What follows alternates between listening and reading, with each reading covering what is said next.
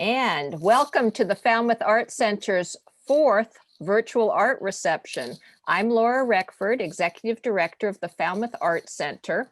The audiences for these receptions are always so interesting because we have a number of very established artists in the group, just like we would at one of our in-person receptions, plus, of course, a lot of art appreciators and fans of our presenters tonight. We have a wonderful program lined up for you this afternoon. There are several people who signed up who cannot attend, and so we are recording the session for those people, and we'll send it to those who couldn't make it. Before we start, some Zoom tips. We always do some Zoom tips. Of course, at this point in the pandemic, a lot of people are very familiar with Zoom, but for those who aren't, we always ask people to please mute. If you don't, we might mute you for yourself, because that's so we don't hear your dog barking and your phone ringing and those kinds of things in your household. So thank you so much for keeping yourself on mute. You can ask questions through the chat key, which is in the bottom center of your Zoom screen. You can use the speaker toggle to toggle between the speaker view and the gallery view. And you might want to keep it on speaker view when people are presenting so you can see everything on the big screen.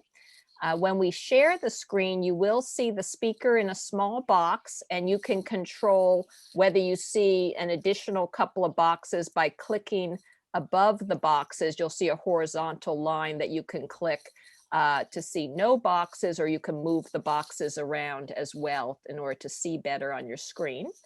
And a few Art Center announcements. The drawing for our mask exhibit and fundraiser is tomorrow. For those of you who have participated, we have had an incredible selection of creative masks here on exhibit at the Art Center.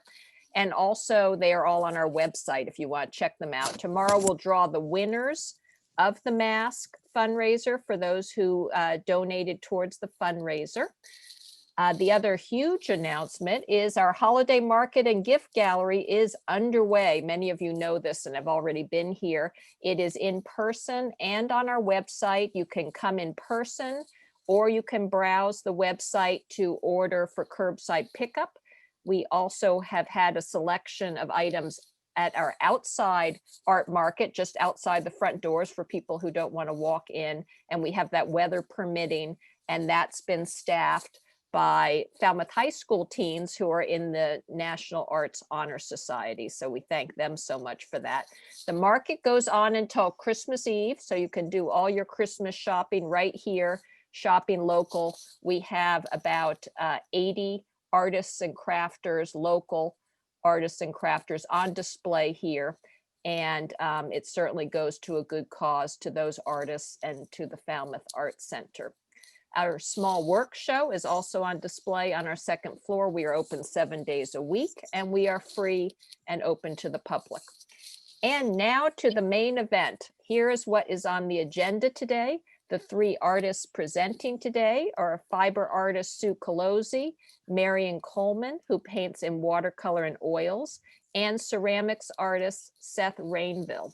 And these three have at least two things in common. One is they all have artwork in the holiday market here at the Falmouth Arts Center. And the second is that they are all very popular teachers also here at the Falmouth Arts Center. So they will be talking about their artwork, including their work on display here, and also giving tours of their art studios. So again, if you have questions during their presentations, please put them in the chat. You can type them into the chat, and I will ask the questions during the Q&A period or earlier if it is determined to be an urgent question that has to be answered right away. And so we'll start with hearing from award-winning fiber artist Sue Colozzi. Sue lives in Reading and here in Falmouth, and she specializes in detailed landscape quilts. Originally a Wisconsin native, that must be why she's so nice, Sue moved to the Boston area after earning a BFA in weaving from Syracuse University. She later earned a master's in integrating the arts into education from Lesley College. And after retiring from teaching 10 years ago, Sue started to experiment with art quilting. Her quilts have been in both national and international quilt shows and have been included locally in exhibits at the Fuller Craft Museum in Brockton, the Whistler House Museum of Art, and New England Quilt Museum in Lowell, and of course here at the Falmouth Art Center where she also teaches. Around here, Sue is really the landscape quilting guru, and many of our fiber artists love to take her class again and again. So welcome, Sue. Thank you, Laura. Am I on? You're on. Okay. All right. So let me, for those of you that are not familiar with my work, you probably heard Laura mention that I'm a landscape quilting, and you're thinking to yourself, what's a landscape quilter? Well, a landscape quilter is basically exactly what it sounds like. I create landscapes, but instead of using paint, I use fabric and thread to make them. There's no way I could actually describe this to you, so I'm going to share with you what I do.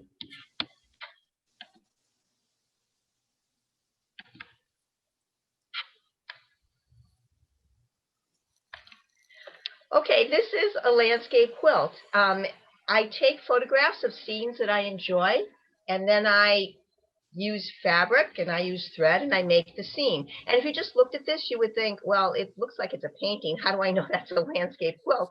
So let me show you. I'm going to go close up on it. And when I do this, you can see the stitching. You can see the fabric. Here we've got a little bit of raw wool. Here I've got a few little pieces of raffia that I sewed in. And you can see that the whole thing is stitched. I create water by putting satin or a shiny fabric at the bottom, and then I layer organza, sheer organzas on top of it to get the reflections and the movement. And then, of course, I stitch on top of that, too. And these are quilts because in order to give them body, what I do is I put a layer of batting and a backing on them and stitch through all of those layers, so it's not just a piece of fabric hanging on the wall. Besides the wall pieces I do, I also make small framed quilts, and that's what I have in the holiday market, and I thought I would share those with you. So this one, and I do like to sometimes get a little bit three-dimensional in my work. So let me go closer so you can see it. This one has the three-dimensional flowers, these big flowers. Each one is an individual petal that I made and sewed them together. You can see in the pickerel weed here at the bottom, I've got some ribbon that I hand gathered and then sewed onto it. Most of my stitching is all machine stitching. I only do hand stitching when it's a small little piece that I need to do. But if you look at the foliage, the leaves, you can see they're all cut out pieces of fabric and little tiny pieces for the flowers, and then it's all stitched together. This particular quilt is basically a detail of another quilt I did. This quilt was on exhibit at the Falmouth Art Center in March. And this is the garden on Gardner Road in Woods Hole. And if you walked around Woods Hole on Gardner Road, then you have seen this beautiful garden that I came across. So I took the photo and decided I was just going to turn this into a quilt. And again, let me get close up for you so you can see. There are those three-dimensional flowers that you saw in the previous piece, and the two different kinds of pickerel weed. And this just has a much larger selection of flowers in the background. But even this, the sky all has stitching on it too. There you go. You can see a little bit of stitching there. My next piece is only 4 inches by 6 inches, and this is called Beach Grasses. This includes a technique called thread sketching, which is exactly what it sounds like. I'm using my sewing machine, and I'm using the thread to draw the grass, and you can see all that little stitching in there. Okay, and one last piece, if you're familiar with Snug Harbor at all, then you know the Snug Boathouse. And here we've got a little thread sketching down there in the grasses. I've got my layers of organza for the water, and then all my little pieces that I've stitched over for the rest of the scene. I make needle books, which are in the holiday market, and these are a treat for me because when I go into a fabric store, there are always these beautiful prints that I don't really use in my landscape quilts, but I love looking at them and playing with them, so I buy a little bit and I turn them into needle books. And one final thing, in the holiday market, I photograph all of my quilts. So I take the photographs and I have them printed on greeting cards. And so there's a wide selection, because often someone will like one of my quilts and they'll just get a greeting card just to remind them of the quilt. So basically that's the work that I'm doing that's in the holiday market. I'm going to share my studio with you. And in order to do that, I'm going to have Laura share a video that I did in advance, because especially where it's evening right now, there's not enough light for my computer camera to pick up everything, and I want you to be able to see it. So I'll let Laura start the video.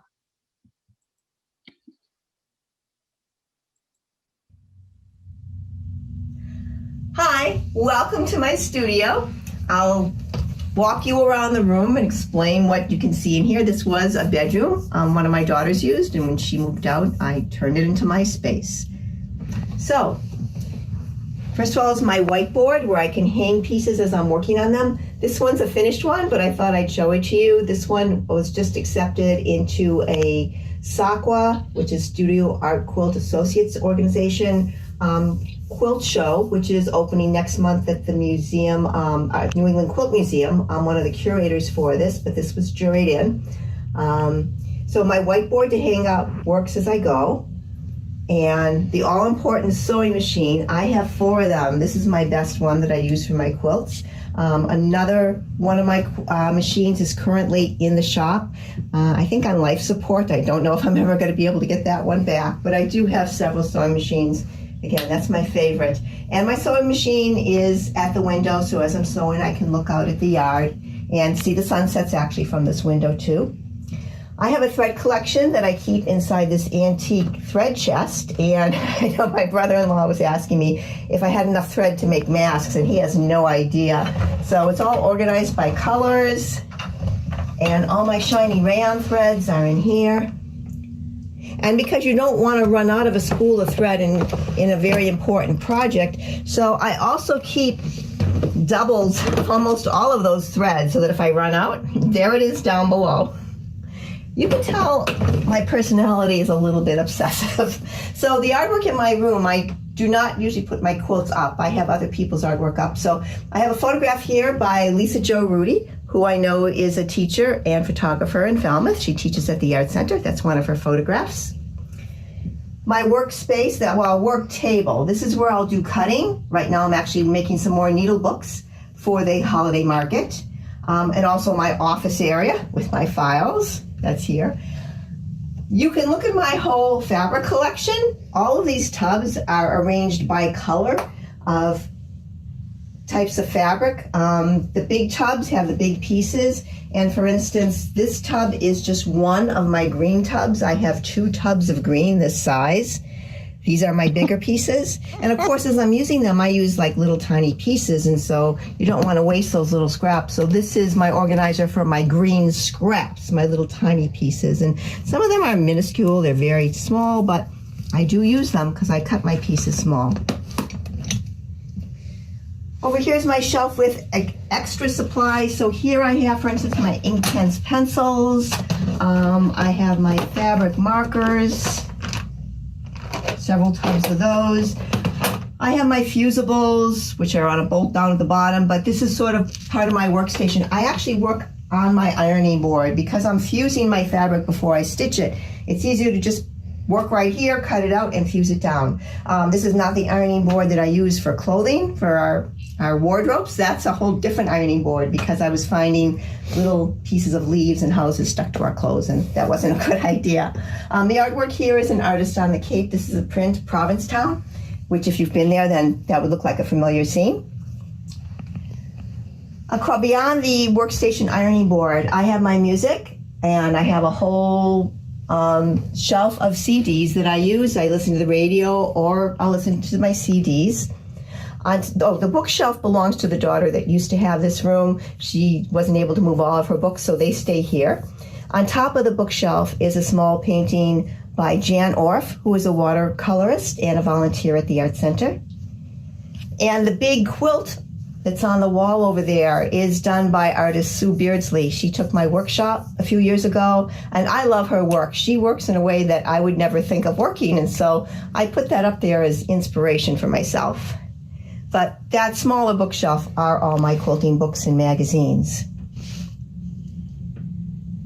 So next to my ironing board, I do have another work table. So as I'm working, I'll pull the fabrics I need, and then I organize, I did organize them for this video. Usually they're sort of piling over. But I do have, you can see they're sorted by colors. And for the quilt I'm working on right now, these are the colors I'm using. So for my quilt, right now I'm doing this seam. To tell you the truth, I was having a very hard time working. during this whole lockdown period. I just didn't feel like working, even though my brain was saying, but you can get so much done. I just didn't want to come up here. So I thought, well, okay, I'm going to do this, which is a photograph I took on the island of Procida in Italy. This was about a year and a half ago. And this, I like little things. I like working with little pieces and little shapes. So I can just make a pattern of one little section of this and then use my fabrics to create it, fuse it onto here, and then stitch around it. Okay, so work table, fabrics I'm using, tools I need are all right here. On the far wall is a hoop. And some of you might remember in the 80s when you would go to craft shows, there were a number of artists who were making these. And I remember that this is actually my inspiration for doing landscape quilts. I remember I bought this and kept it. And I always thought, someday I think I want to make something like that. And so when I retired from teaching, I just one day started making one. And I keep that because that's how I first started doing this. I didn't even know that what I was doing had a name. It wasn't until I was reading a magazine once and saw the term landscape quilter and thought, oh, I think that's what I do. I think that's who I am. I'm a landscape quilter. So let me just show you before we leave this room. Again, another window, nice and bright. Let me just show you my closet because I don't waste any space in this room. And besides having the bulletin board, and I do like to put up a few ribbons I want, I have a lot more supplies in here. So because I do small framed quilts, I have tubs of frames that I can choose which one I want to use for my work, little ones, big ones. I have tools for hanging. I have tubs of bias tape and felt. I have paints. I have all my paper supplies and a whole selection of interfacing.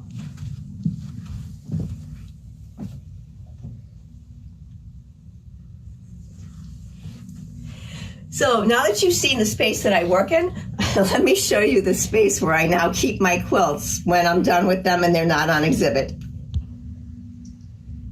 Quilts are best kept flat, and I did have all my quilts stacked up very neatly in a spare room bed. A few months ago, my daughter moved home, my daughter who's very graciously filming this for me right now, and she's in the bed where the quilts used to be. So she is here with her cat. The cat loves to be in nice, soft places, and because I once found him on my neatly stacked quilts, I can't have him up there. I know he would feel like sort of the prince and the pea on top of this big stack of quilts. They're all here laid out.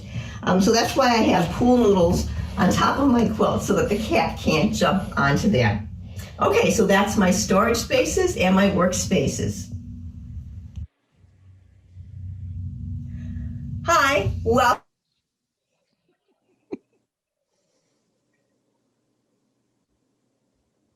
And we're back. That was great, Sue. Thank you so much for sharing your space. Oh, you're welcome. That's a lot of fun. We did get some questions during the video, so I will ask you these. And the first one I saw was, what brand is your sewing machine? I have 4 Janome sewing machines. Okay, I don't know if that means anything to anyone, but I'll leave it at that. Okay. How do you plan your pieces? How do I plan them? I start with, like I said, I base my work on photographs, and I will blow up the photograph to the size of the finished piece I'm going to do.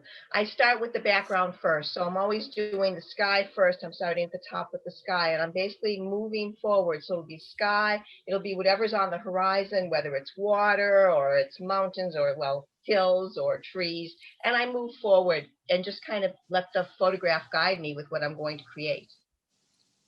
Okay, and another question is, can you please explain what you mean by fusing? Sure, and I actually cheated because I saw that question come up on the screen, and I thought, oh, let me go get some so I can show this. You probably won't see this too easily, but it looks like a plain piece of white paper. But there's like a very thin layer of like a glue, only it's not just glue, it's sort of shiny. And what I do is I iron this on the back of my fabrics. I can peel it off, and then when I can iron that little piece onto the fabric and it sticks. I could still peel it off if I wanted to, but it keeps things in place. And before I learned about these, I was pinning all these little pieces in place. And of course, with a pin, they're going to move a little bit when you sew them. So it's in the fabric stores and there's all different brands, but it's just like a type of glue that you can iron on. Good question. And this is just a comment. Fantastic. So Thank that's you. a very nice comment. And I'm going to look around, see if we have any other questions for Sue. This would be the time to ask, and then we'll have time at the end as well. But any other questions for Sue? I'm looking around at the group. We've got a pretty big group here, but I don't see any hands raised. So we'll have time at the end if someone thinks of a question. Oops, here comes one just in. How long does it take to make a landscape quilt? It can take several months. It depends on the size, depends how often I get up here to work. But I think the biggest quilt I made was 30 inches by 50 inches, and that took me 4 months to make. Very good. Well, thank you so much, Sue. And Sue will still be on the call. So if someone thinks of a question, whoops, one more just came in. Two more, actually. Does the fusing paper stay on the finished quilt? The paper itself, no. What happens is once I fuse that sort of glue-like substance to the back of my little pieces, I'm peeling off the paper, and all that's left is the little bit of like shiny glue. It's like a glue, it's an adhesive. When I iron that down onto my quilt, it's fusing it, it's sort of, sticking together. The paper's no longer there. It's something that's easier if you actually see me do it.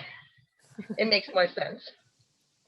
And then we have another question. Did realizing you were a landscape quilter, thus giving you a name for your identity, change anything?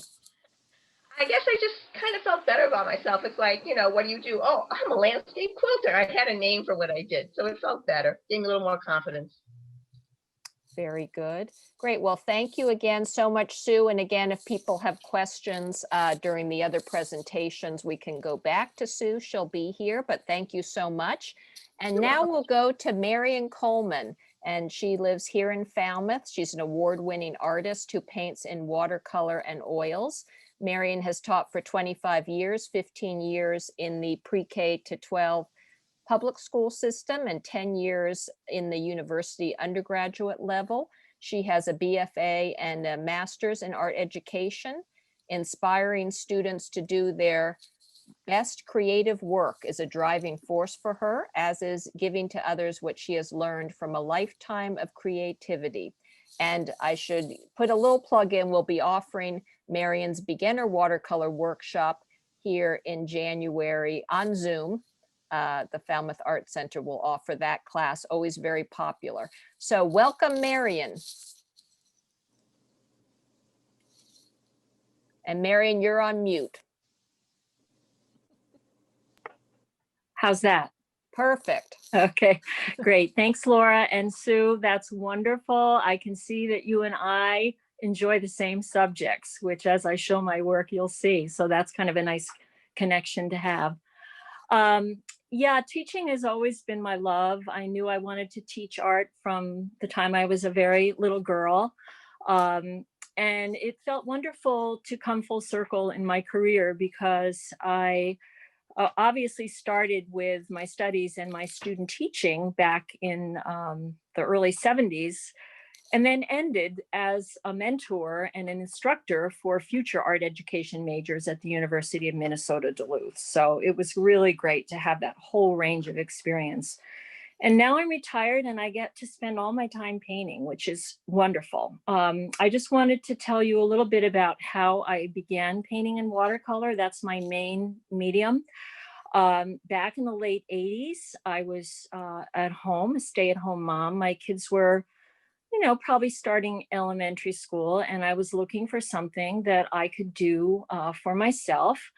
And someone had mentioned a great watercolor class at Cape Cod Community College taught by a wonderful teacher named Jane Ali Heyerdahl.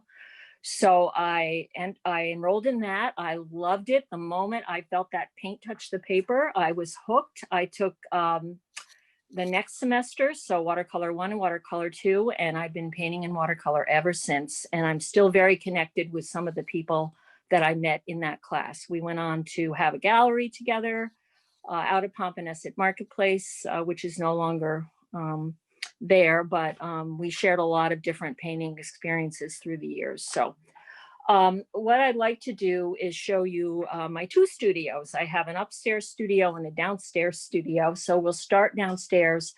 But the first thing I'd like to do is show you how I make my bookmarks, because they are in the holiday market. So I'm going to ask my husband to come in and hold the camera while I explain a few things. So let me change the camera here.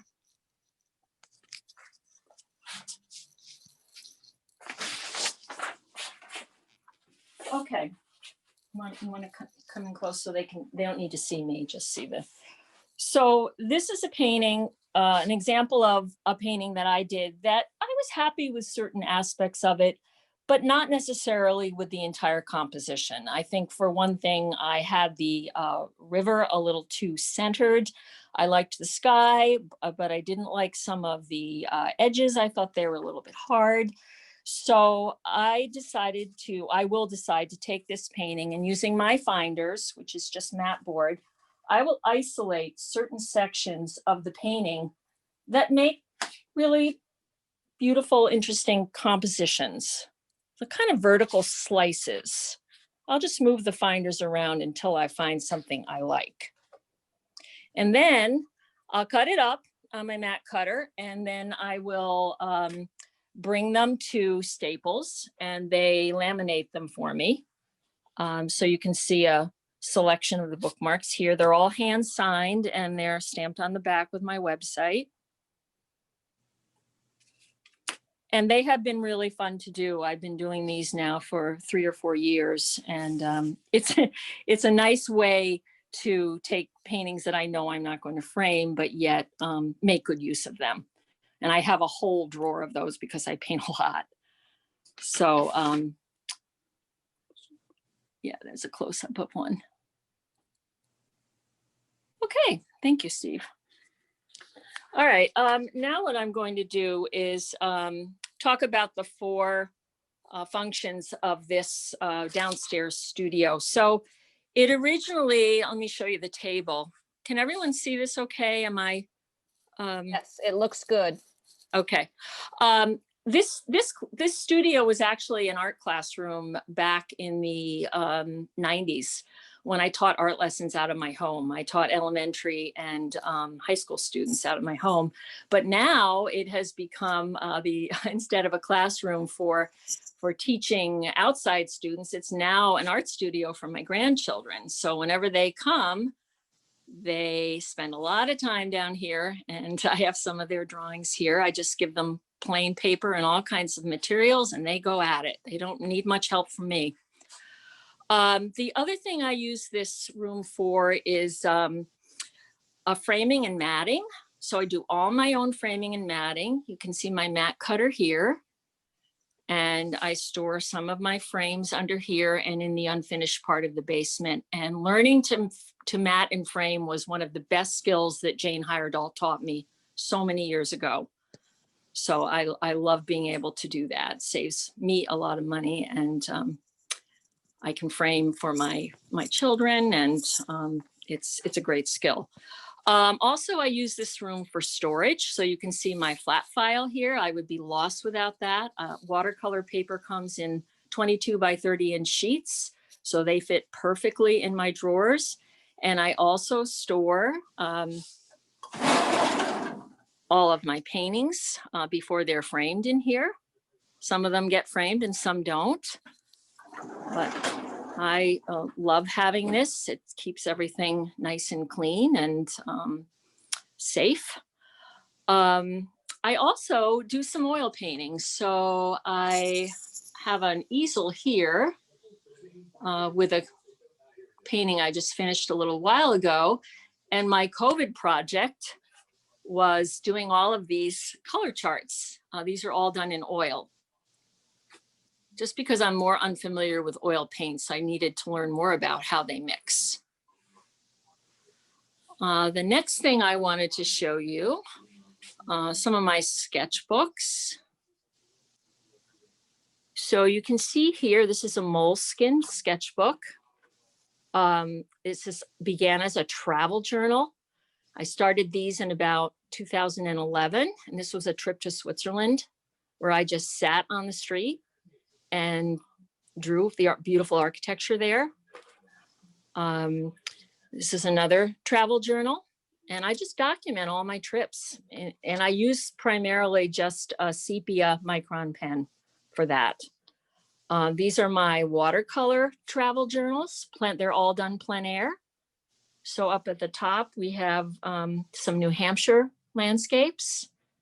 And at the bottom, some Minnesota landscapes where I lived for 10 years before I moved back to the Cape. And the last thing I want to show you in the downstairs studio is the field book that my students who take my beginning watercolor class will develop. So it's basically a notebook where we do all of our exercises, beginning to learn about color and the color wheel, and then learn how to get comfortable with the water to paint ratio with watercolors and the state of the paper. We'll do a lot of practicing because that's one of the key elements of working in watercolor, is to learn how to balance your paint ratio with your water, with the state of your paper. We do a lot of work with our different brushes and wet on wet. We learn the basic techniques in watercolor, wet on wet, wet on dry, dry brush, and so on. So now what I will do is I will gently walk upstairs to the upstairs studio so I don't hopefully make anyone dizzy. Just take me a minute to get up there. I didn't know that they were doing that. Yeah, they've been doing that for a while too. Something on my day, something.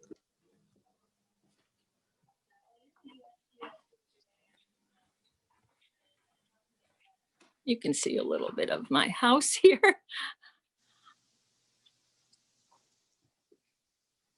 One more flight of stairs.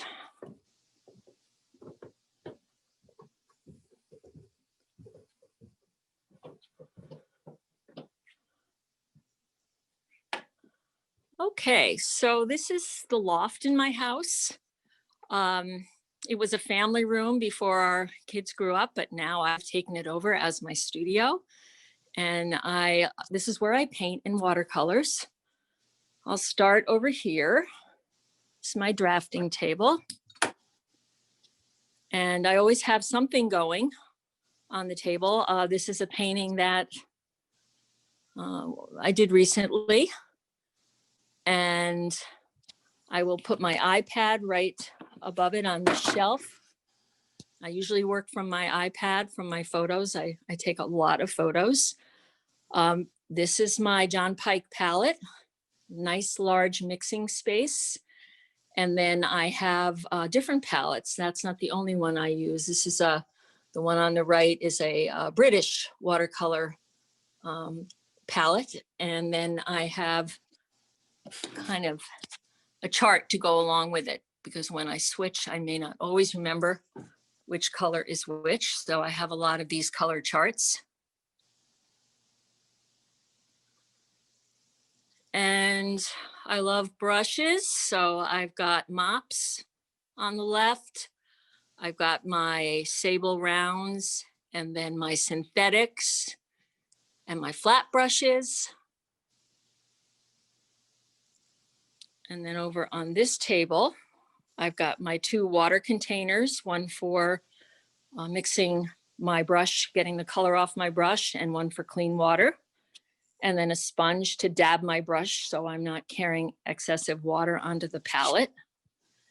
And all my miscellaneous things like my Kleenexes and my masking tape and credit card scrapers and pencils and everything that you can imagine you'd need for watercolor. Over here, I have a little easel, and I usually, this is where I place my work when I want to look at it from a distance. I use value studies before I do a painting. You can see the value study on the right. Before I do the color painting, I always work with just the one color, which is a Payne's gray, just to get the composition and the values correct, because we know value, color gets all the credit, but value does all the work. Here's another exercise in a value study, and then the color painting below it. Also, I thought you might be interested in seeing my plein air gear. I do love to paint outdoors. I try to pack so everything will fit in a backpack. And I'm showing you basically in order of how I would use the materials. So first I'll get out my hat and my bug spray and my sunscreen. And then I plan out my painting by using oftentimes this viewfinder. It's a clear acetate viewfinder that I can draw on with a dry erase marker. And then my red acetate is for seeing values, because it's so easy in the landscape to be hit with so much color, you lose track of what's dark and what's light. So that helps me isolate the lights and darks. And then this is my sketchbook, where I sometimes will use the grayscale markers to develop the composition.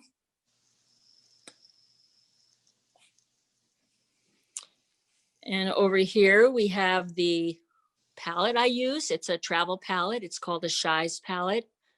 And I have my color chart to go along with that, so I can identify the colors really easily, because I'll switch back and forth between palettes. And my sketchbooks. I love this square sketchbook right here. This is a global handbook, 140-pound paper sketchbook. And this one is more of a panoramic view format. I always carry a washcloth with me just to brush my, get the water out of my brush, just to blot my brush. Masking tape and my water container, which is just an old spice jar. And of course my brushes. This is my case for traveling. I keep a separate set of brushes for plein air, and a roll of paper towels.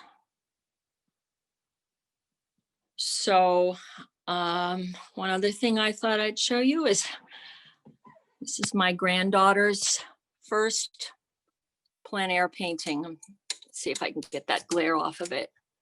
She did that in my backyard. So I love getting my grandchildren, giving them experiences in art at a young age. Okay, I think that's all I had to cover.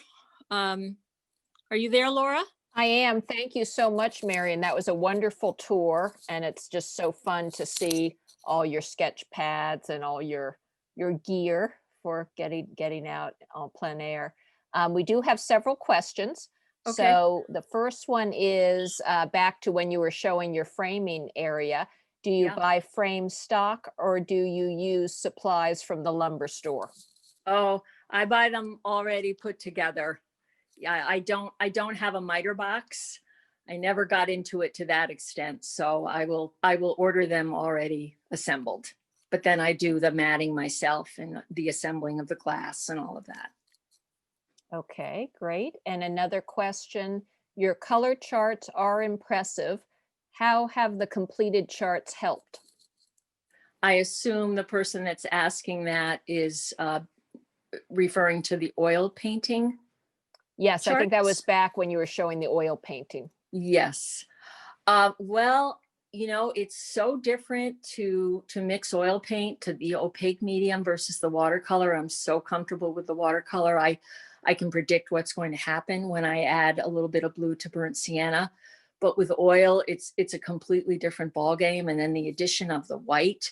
So what I like to do is, well, of course, refer to them, but then just to take one of those charts and do a limited palette painting where I can see what my possibilities are all on one sheet helps to kind of simplify and make it a little bit less challenging, I think. So I just finished them a couple months ago. I really haven't taken them to their full advantage of them yet, but I will as time goes by. And then another question that I think came actually before you spent some time on your plein air gear, Okay. but the question is, what do you use for a travel palette? Okay, so one of the palettes that I showed you, the Shies palette, is one of the ones I use. And then there's another one that I use called the Mijello, Mijello travel palette, which is pretty reasonably priced and very easy to transport. I don't take that John Pike palette out into the field. It's too big. That's just a studio palette. So I really try to minimize the weight. Not that I'm hiking a long distance, but I just like to keep it as simple as I can. And I do have an easel I use. It's the N Plein Air Pro, which I did not show you, but that's a great one for watercolor. And sometimes I just sit on a stool with a little folding table next to me and paint from that vantage point. Okay, and any other questions for Marian? I'm looking at the group to see if anyone is raising their hand or wants to just launch into their question. That would be fine at this point. Or you can put something in the chat, or we can definitely get back to it later if you think of anything. So I don't see anyone with a hand raised. So thank you so much, Marian. That was really a terrific Thank you. tour. And we'll get back to you later at the end. Okay. Thank you, Marian. And now we go to Seth Rainville. Seth is the clay studio manager here at the Falmouth Arts Center. We're so lucky to have him. He's a ceramics artist of note nationally. He is a professional potter, an art educator, very popular art educator, an independent curator, living in New Bedford. He has taught ceramics at multiple venues, including UMass Dartmouth, South County Art Association, Arch Contemporary Ceramics, the Mesa Art Center, and Phoenix Center for the Arts. He has also conducted over 30 workshops throughout the country, including at Harvard Ceramics, Mud Flat Ceramic Studio, and Watershed Center for the Ceramic Arts. Seth's classes, as I mentioned earlier, tend to fill up immediately. I think it was a record this last time when we put up the classes a little bit earlier than usual, and they were practically all filled up in November, about 2 months before the class started. So take it away, Seth. All right. Can everyone hear me? Yes. Okay, good. All right. So first, let me apologize by letting you know that I'm entirely doing this from my phone and from the Art Center. So this is a little bit different from the last couple of studios that you got to see. But just to let you know, I do have a home studio. I live in an old textile mill, strangely enough, called the Wamsutta Lofts, right off the highway in New Bedford.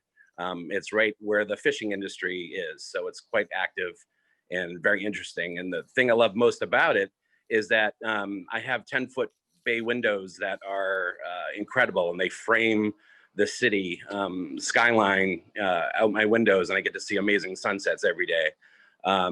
So I live there with my 2 daughters and my partner, Jess, and we have a wonderful new home studio where I've always done my decorating of my fine arts ceramics at home to have the freedom to not be interrupted for once, and to have all of my muse around me.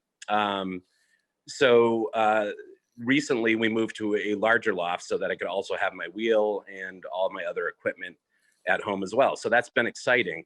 But I just realized when I just turned 47 and realized that at 47, that means that I've been teaching professionally for 21 years, which kind of struck me pretty hard. But my teaching career started in Phoenix when I was running the Phoenix Center for the Arts ceramics program. And I was, a young guy with a student population that were surgeons from the hospital across the park to real tech gurus, nurses, etc.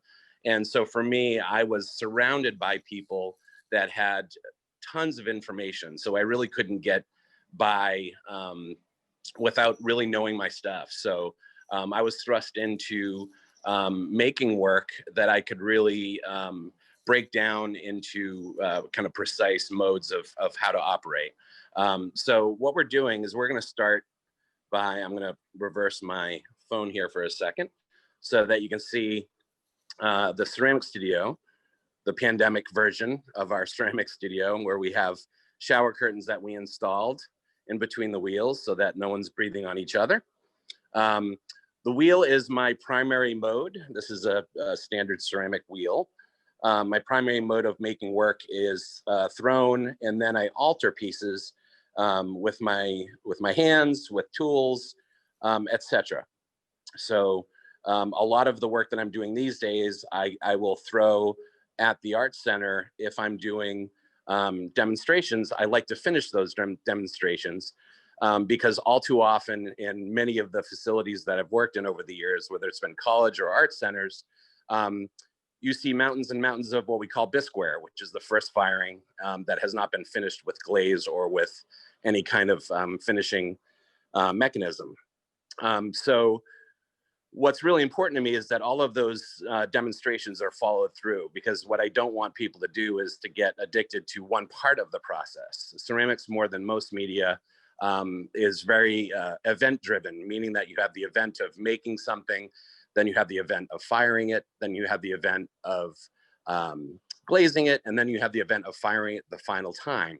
And sometimes there's multiple different processes that go along with that. So what we've done is we've designed the studio to allow for all those processes to happen within a good distance of what you need to do. Okay, so what you saw with the wheels, you see our making tables, and then you see our glazing area, all those buckets and all the underglazes and whatnot, our tools, etc. Our wonderful sink. I'm not going to spend too much time. You can all come and visit anytime, and I hope you do. As always, ceramic studios are usually in the basement because of our heavy equipment, but we don't bite, and it's not a scary place. So come visit us. Give you a quick look at the kiln room. It's our large electric kiln and a small electric kiln. Here's some pieces that are in process that have been glazed. Okay. And then I'm going to walk you upstairs so that you all get a chance to see the holiday market and some of the work that I have up there. As I'm heading up, it's important that you know that I make two very distinctly different lines of work. Again, teaching at an early age, I was fortunate to be hired by quite a few people that were restaurateurs, whether they were chefs or owned restaurants. They fell in love with the aesthetic of some of the pieces that I was making and asked if I could make things like oil bottles or teapots or whatnot. So I did, and I learned very, very quickly that we as potters coming through the university system are often taught to make work that's inspired by art, whether that's painting or drawing or textiles or glass. And not often are we taught the diverse strategies of making something correctly for food or for liquid, which is in industry sense, the most important thing that we do. So I started getting very involved in making sure that everything that I was making was made properly. So I started teaching that way. And I think that's where the real strength of my work comes from, is that whether it's decorative and something that you might find in a museum, or if it's something that's everyday functional, like a mug, that you're going to grab out of your counter for your morning coffee. The strategy of making it proper and making it function has always been incredibly important to me. The two lines of work, the restaurant work that I do, I call Rainville wear. It was a marketing strategy to give it a name. So something simple like a teapot, like this teapot here, not just designed to look beautiful, but also designed that this will hold approximately 3 cups of tea. And that spout, being the distance that it is designed to pour into a cup that would be filled 3 times without splashing or missing the mark. So it's an intimate teapot that would be for a smaller cup that you're having by yourself or maybe with a friend. Okay, so that's some of the thinking that we're talking about. Some of the other thinking for something as simple as a bowl. Here's a large serving bowl. Okay, it's something what we call an infinity foot. So it looks like it ends at the table, but it still has a foot. A lot of people wonder why there's feet on ceramics. If I were serving a hot dish in this and it had a flat bottom to it and I put it on your very expensive dining room table, it would sweat and leave a mark. When you have a foot, you have air circulation underneath it, and then it doesn't sweat and ruin your table. So those might sound like simple things, but that's what dinnerware designers have to deal with every day. Another simple object, something like this bowl has a hollow rim, so it looks like a very thick rim. The bowl itself is incredibly light. It still has a nice foot, okay? But the reason that I bent the rim in to the inside of the bowl is so that when you're using something to dip into a dip or a salsa or something, you're bringing it up to the rim and stopping at the rim. So anything that falls off of your chip or your carrot or whatever it is that you're dipping falls back into the bowl.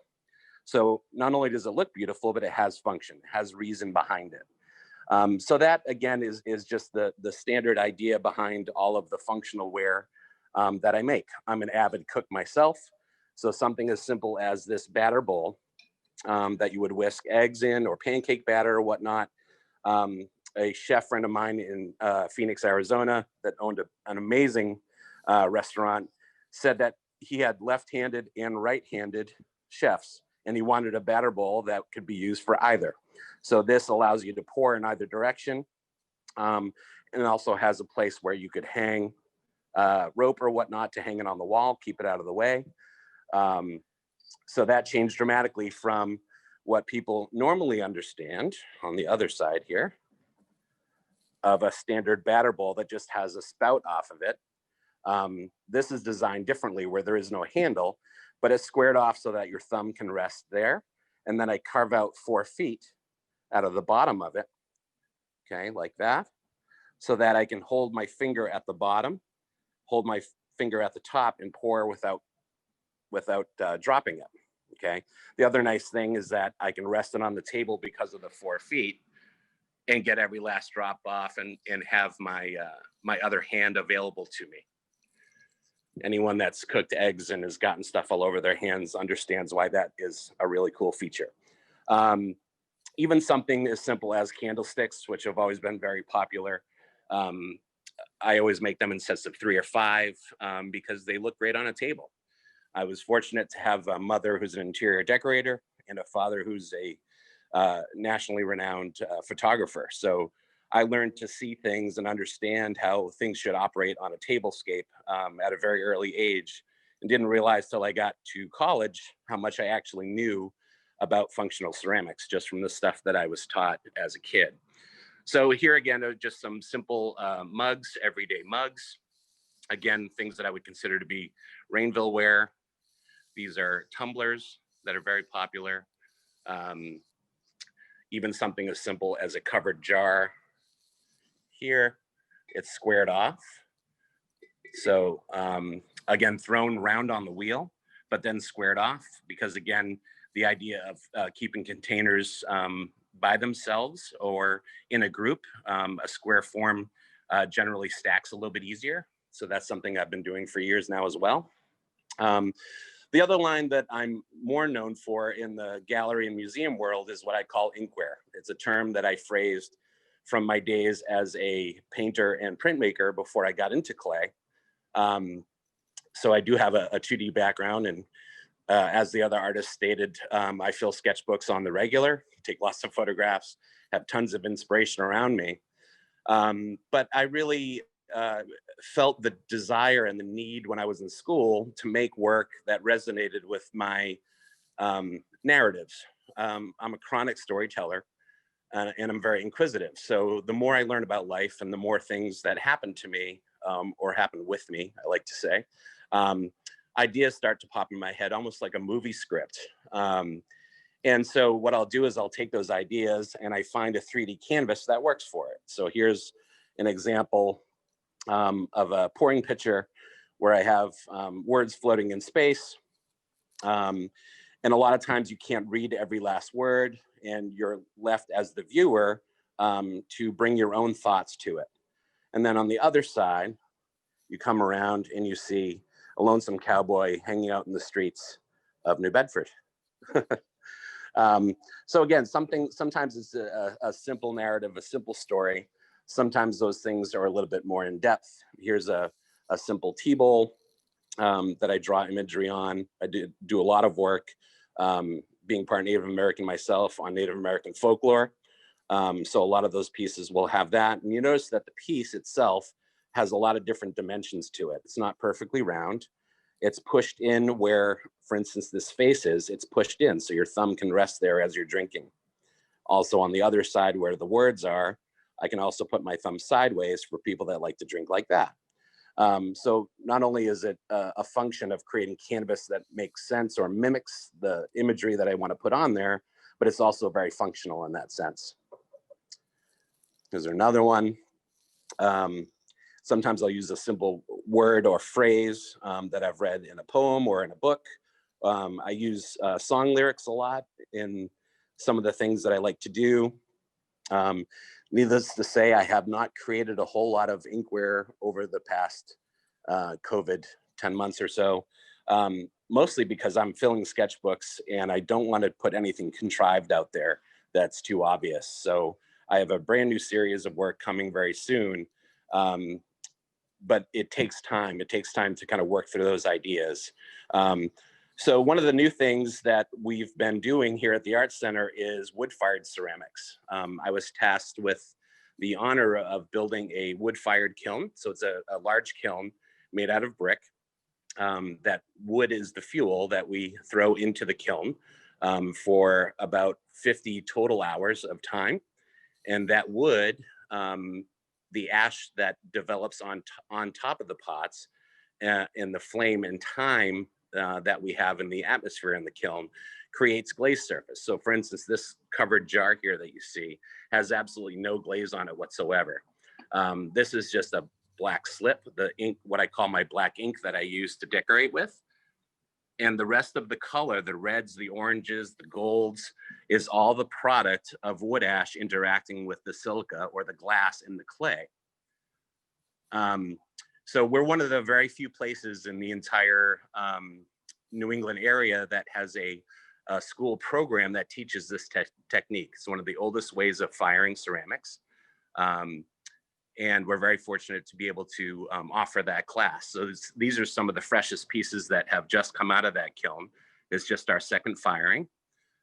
This piece shows you the difference between the raw clay and slip. Slip is just liquid clay that we've brought in. And then there's a glaze over the top of this called temuku. It's a black glaze that also goes on the interior of it.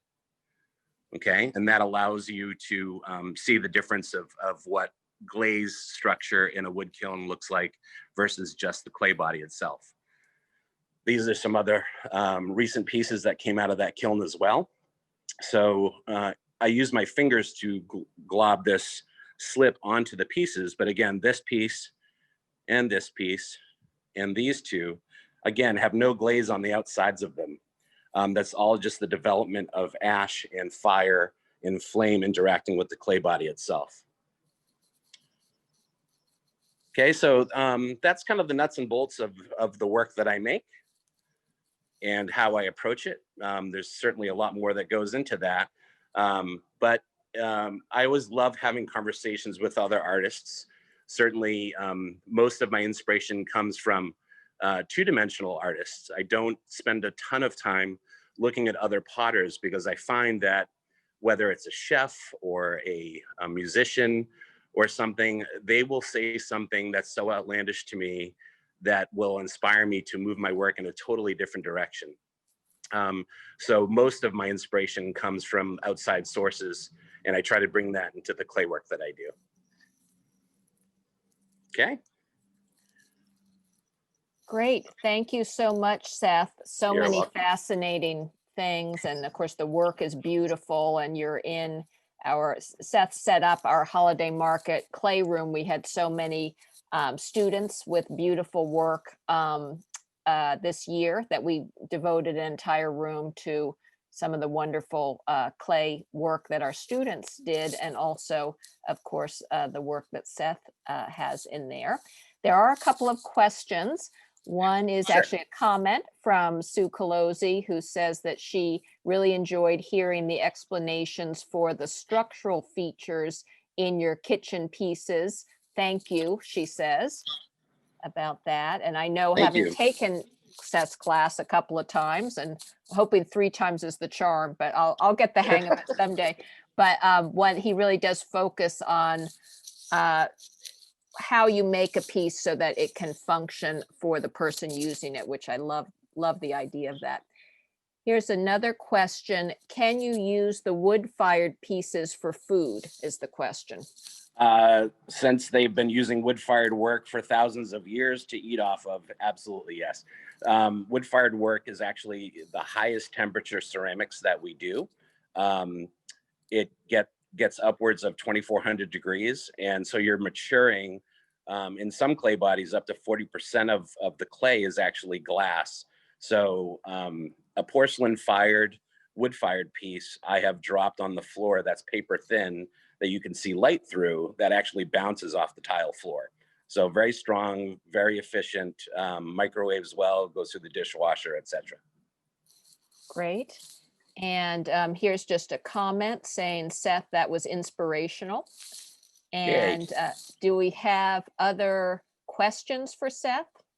Any other questions for him? I'm looking in the group and seeing if people have their hand up for questions, or people can just go right in with the question if they want to. We've got a couple screens of people here. So you can just ask your question or raise your hand or just pipe right up, but I don't see it. And how about any other questions for, thank you so much, Seth. You're And welcome. wonderful tour. And any other questions for Sue or Marian? Now would be the time to, if you have any other, oops, I'm seeing some questions pop up here. The wood-fired, this is for Seth, the wood-fired colors are gorgeous. Can you make any other colors without glaze? Without glaze, it depends on, that's a great question.